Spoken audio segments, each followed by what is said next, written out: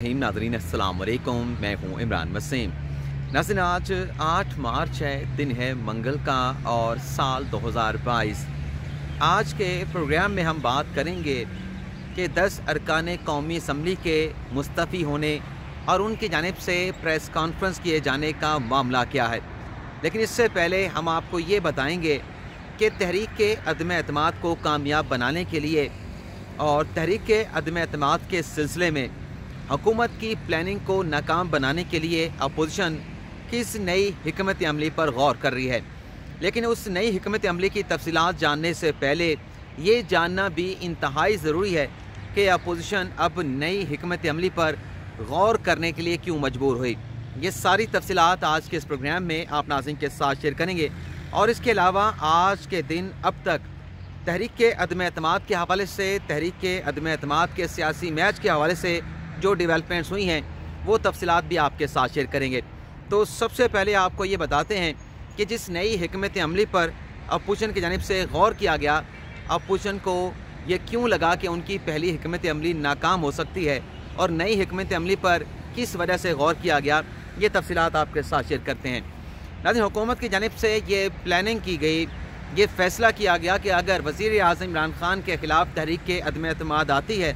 तो इस सूरत में अपोजिशन की बेसिक ज़िम्मेदारी होगी, बुनियादी ज़िम्मेदारी होगी कि वो अपने 172 जो नंबर हैं उन नंबर को पूरा किया जाए। और इस चीज़ को अवॉइड करने के लिए कि वो जो नाराज़ अरकान हैं जिन पर ख़दशे का इजहार किया जा रहा है, जिन पर ख़तरे का इजहार किया जा रहा है कि अगर ये तहरीक के अदम एतमाद वज़ीर आज़म के ख़िलाफ़ आती है तो वो मुमकिन तौर पर हुकूमत की बजाय अपोजिशन को वोट कर सकते हैं, अपोजिशन को सपोर्ट कर सकते हैं। इसी चीज़ को देखते हुए हुकूमत की जानिब से वज़ीर आज़म इमरान खान की निगरानी में ये पॉलिसी बनाई गई कि वो तमाम नाराज़ अरकान जिन पर ख़दशात हैं, जिन पर डाउट्स हैं, उनकी सख्त निगरानी की जाएगी। और साथ ही साथ एक फ़ैसला ये भी किया गया कि जब ये तहरीक के अदम एतमाद पर वोटिंग होगी कौमी असम्बली के हाल में, चाहे वो सेनेट के हाल में ये वोटिंग कराई जाए, चाहे कन्वेंशन सेंटर में यह वोटिंग करवाई जाए, चाहे कौमी असम्बली का हाल भी दस्तयाब हो, जब भी तहरीक के अदम एतमाद के हवाले से वोटिंग करवाई जाएगी तो जितने भी ये जो नाराज़ अरकान हैं, जिन पर ख़दशा है, इन्हें कौमी असम्बली के सेशन में नहीं बुलाया जाएगा। सिर्फ वही अरकान कौमी असम्बली में मौजूद होंगे जिन पर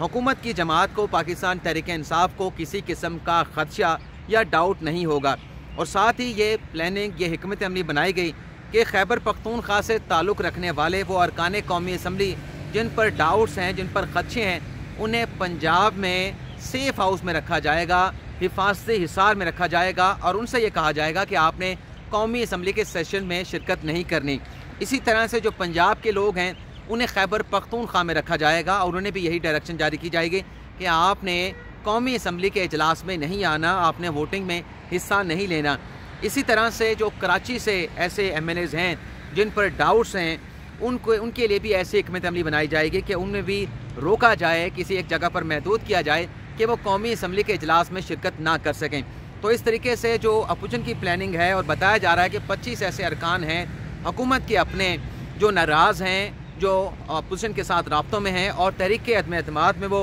हुकूमत की बजाय अपोजिशन को सपोर्ट कर सकते हैं। तो ये हिकमत अमली बनाई गई कि इस तरह से वो नाराज़ अरकान जो अपोजिशन के साथ राब्तों में हैं उनका राब्ता मुनक़िता किया जाएगा और फिर ये जो तहरीक के अदम एतमाद है, अपोजिशन अपने नंबर पूरे नहीं कर सकेगी, 172 का फिगर पूरा करना उनके लिए मुश्किल हो जाएगा। तो ये जो प्लानिंग सामने आई है, इस प्लानिंग को मद्देनज़र रखते हुए बल्कि ये भी खबर सामने आई कि जितने भी नाराज़ अरकान हैं, जब तक तहरीक के अदम एतमाद पेश नहीं हो जाती उन पर उन्हें वाच लिस्ट में रखा जाएगा, उनके तमाम सरगर्मियों की निगरानी की जाएगी। अब ये खबर किस तरह से अपोजिशन तक पहुँची कि उन्होंने नई हिकमत अमली पर गौर किया। शेख रशीद साहब ने चंद दिनों पहले जो प्रेस कॉन्फ्रेंस की, जिसमें उन्होंने अपोजिशन से कहा कि आप 9 रोज़ तक, यानी इमरान खान के ख़िलाफ़ तहरीक के अदम एतमाद आती है तो 7 रोज़ के अंदर वो अदम एतमाद पर वोटिंग होनी है। 3 दिन तक वोटिंग नहीं हो सकती, लेकिन 7 दिन के अंदर उसमें वोटिंग स्पीकर कराने के पाबंद हैं। और 2 रोज़ जब स्पीकर के होंगे तो 9 दिन तक शेख रशीद ने कहा कि अपोजिशन से कहा कि मैं आपको चैलेंज देता हूँ कि ये जो परिंदे आपने संभाल रखे हैं, जो नाराज़ अरकान का आप दावा कर रहे हैं, आप इन्हें नहीं संभाल पाएंगे, ये उड़ जाएंगे, आप इन्हें कन्फाइन नहीं रख सकते, आप इन्हें छांगा मांगे में नहीं ले जा सकते, आप इन्हें मरी में नहीं रख सकते। और बल्कि और भी बहुत सारी बातें की गई तो इससे एक स्मेल की गई ये हिकमत अमली अपोजिशन की जानिब से कि ऐसी कोई हिकमत अमली बनाई जा रही है कि वो अरकान कौमी असम्बली जो हमारे साथ इंटैक्ट हैं, जिन्हें हमने टिकट देने के वादे भी कर लिए हैं, कमिटमेंट भी कर ली है, उनका रास्ता पार्लियामान तक पहुँचने के लिए रोका जाएगा। तो इस चीज़ को, इस खदशे को मद्देनज़र रखते हुए नई पॉलिसी पर गौर किया गया और कल जो आसिफ अली ज़रदारी, शहबाज शरीफ और मौलाना फजल रहमान की मुलाकात हुई है, उसमें इस नुक्ते पर गौर किया गया कि एक तीर से दो शिकार कैसे किए जाएँ, जिसमें इस हिकमत अमली पर गौर किया गया कि क्यों ना वज़ीर-ए-आज़म की बजाय हम स्पीकर के ख़िलाफ़ तहरीक के अदम एतमाद ले आएँ, क्योंकि सीक्रेट बैलेट के ज़रिए होगी। और इसमें हम करेंगे ये क्योंकि जो कानूनी टीम वहाँ पे मौजूद थी, जाहिद अहमद मौजूद थे, फ़ारूक एच नाइक मौजूद थे, अशतर असाफ मौजूद थे, तो बताया गया कि अगर स्पीकर के ख़िलाफ़ लेके आते हैं और स्पीकर के ख़िलाफ़ तहरीक के अदम एतमाद पर जब वोटिंग होने वाली होगी तो उससे पहले या उसके बाद 10 ऐसे अरकान कौमी असम्बली, क्योंकि ये बताया गया, ये एक लीगल नुक्ता बताया गया तमाम तीनों सियासी रहनुमाओं को कि अगर स्पीकर के ख़िलाफ़ हम तहरीक के अदम एतमाद लेके आएँगे तो जिन लोगों को हुकूमत रोकना चाहती है उन लोगों को वो असम्बली में लाने के लिए ख़ुद मजबूर हो जाएगी, क्योंकि स्पीकर के ख़िलाफ़ तहरीक के अदम एतमाद मेजॉरिटी से पास कराना ज़रूरी है। उसमें ये ज़रूरी नहीं कि आपने 172 का फिगर पूरा करना है, 172 से ऊपर जाना है। तो जब नंबर गेम पूरी करनी होगी, हुकूमत ने अपनी पूरी करनी होगी और अपोजिशन ने अपने पूरी करनी होगी, तो फिर हुकूमत की मजबूरी बन जाएगी कि उन लोगों को ऐवान में लेके आए, बजाय इसके कि KP वालों को पंजाब में कन्फाइन रखा जाए, पंजाब वालों को खैबर पख्तूनख्वा में हिफाजत हिसार में रखा जाए और कराची वालों को किसी और महफूज जगह पर जो है वो ठहराया जाए। तो ये इस हिकमत अमली को काउंटर करने के लिए अगर हम स्पीकर के ख़िलाफ़ लेके आते हैं और जब स्पीकर के ख़िलाफ़ तहरीक के अदम एतमाद पर काउंटिंग हो रही होगी और काउंटिंग होने के बाद वो अरकान जो हमारे साथ कमिटमेंट कर चुके हैं वो सीक्रेट बैलेटिंग में हिस्सा लेंगे और जो स्पीकर साहब हैं, ज़ाहिर सी बात है कि हमारे नंबर पूरे हैं, ये अपोजिशन की जानिब से बताया जा रहा है, तफसीलात दी जा रही हैं, तो हमारी जो तहरीक अदम एतमाद है स्पीकर के ख़िलाफ़ वो कामयाब हो जाएगी और वो कामयाब होने के बाद नए स्पीकर का फौरी तौर पर इंतखाब करना होगा। हम अपना स्पीकर इनके अपने नाराज़ अरकान के वोट के साथ, सीक्रेट बैलेट के साथ मुंतखब करवा लेंगे और जब नया स्पीकर उसी रोज़ नशिस्त के ऊपर बैठेगा, सीट के ऊपर बैठेगा या अगले दिन उसकी वोटिंग होगी, तो इस सूरत में वो 10 ऐसे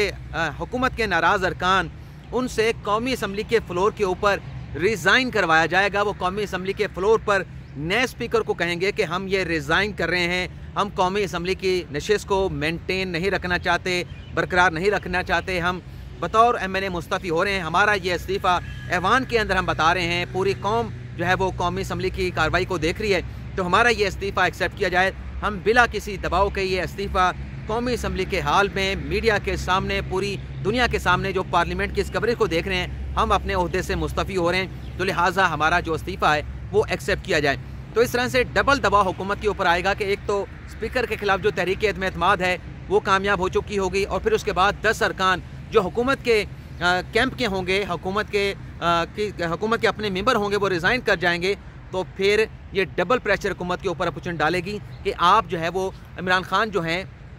वो एतमाद का वोट लें, क्योंकि स्पीकर के ख़िलाफ़ तहरीक अदम एतमाद कामयाब होने के बाद ऐवान में इमरान खान जो है वो अक्सरियत खो बैठे हैं। ऐवान ने उन पर अदम एतमाद का इज़हार कर दिया है और 10 अरकान कौमी असम्बली जो आपके पाकिस्तान तहरीक इंसाफ से ताल्लुक़ रखते थे वो भी रिज़ाइन कर गए हैं। तो आपका जो नंबर है 178 से कम होकर 168 पे आ गया है, तो इमरान खान पे प्रेशर डाला जाएगा कि आप दोबारा से एतमाद का वोट लें। और जब एतमाद के वोट के लिए वो सारा सेशन होगा, स्पीकर इनका अपना बैठा होगा, तो इस सूरत में वो 15 अरकान, क्योंकि 25 अरकान की ये हमायत का दावा करते हैं, तो 25 अरकान सेशन से अब्सटेन करेंगे, उन्हें कौमी असम्बली के इजलास में नहीं लाया जाएगा। ये फिर अपोजिशन की अपनी हिकमत अमली है। लेकिन इस नुक्ते के ऊपर, इस हिकमत अमली पर गौर किया गया, कानूनी माहिरीन ने अपनी मशावरत दी है, लेकिन हतमी फ़ैसला आसिफ अली ज़रदारी, अपना शहबाज शरीफ और मौलाना फजल रहमान ने करना है। नवाज शरीफ ने आज मुस्लिम लीग नवाज़ की पार्लिमानी पार्टी का इजलास बुला रखा है, जिसमें फ़ैसले किए जाएंगे। जो अब तक के फ़ैसले हैं तहरीक अदम एतमाद के हवाले से, उन पर जो है वो पार्टी को एतमाद में लिया जाएगा। लेकिन ये सारी सूरत हाल है, अपोजिशन भी अपनी प्लानिंग बना रखी है, लेकिन एक ऐसा सियासी मैच है तहरीक अदम एतमाद का जिसमें कुछ भी हो सकता है। यानी इस सियासी मैच का फ़ैसला तभी सामने आएगा जब ये मैदान लगेगा, तहरीक अदम एतमाद के हवाले से वोटिंग होगी, चाहे स्पीकर के ख़िलाफ़ हो, चाहे इमरान खान के ख़िलाफ़ हो, फिर पता चलेगा किसकी हार होती है, किसकी जीत होती है। बहुत सारे दोस्त इंप्रेशन ले जाते हैं क्योंकि मैं ट्विटर पर जो बात कर रहा होता हूँ उसमें मेरी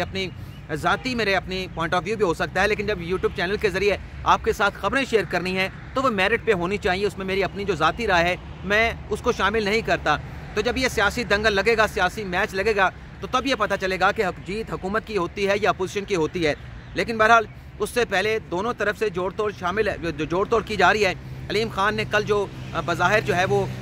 एक बगावत की और एक फॉरवर्ड ब्लॉक का ऐलान किया, फिर उनकी इमरान इस्माइल के साथ जो मुलाकात हुई उसमें जो मुतालबा किया गया, दबाव डाला गया कि उस्मान बुज़ार को आप हटाएं और हमारे लोगों में से किसी को आप जो है वो वज़ीर आला बना दें। अलीम खान ने अपना नाम तो नहीं लिया, लेकिन उनके लोगों की जानिब से नाम लिया जा रहा है कि अलीम खान को वज़ीर आला पंजाब बनाया जाए। और इमरान इस्माइल की मुलाकात के बाद आज उनकी फवाद चौधरी के साथ, इमरान खान के साथ मुलाकात हुई है और परवेज़ खट्टर की सरबराही में कुछ गुजरा। ये हमारे एक साफ़ी दोस्त की खबर है, मैंने ट्विटर पर भी शेयर की है, जैसे मुझे वो खबर मिली मेरे तक पहुंची मैंने उसी तरह से ट्विटर पर भी शेयर कर दी, जिसमें अलीम खान को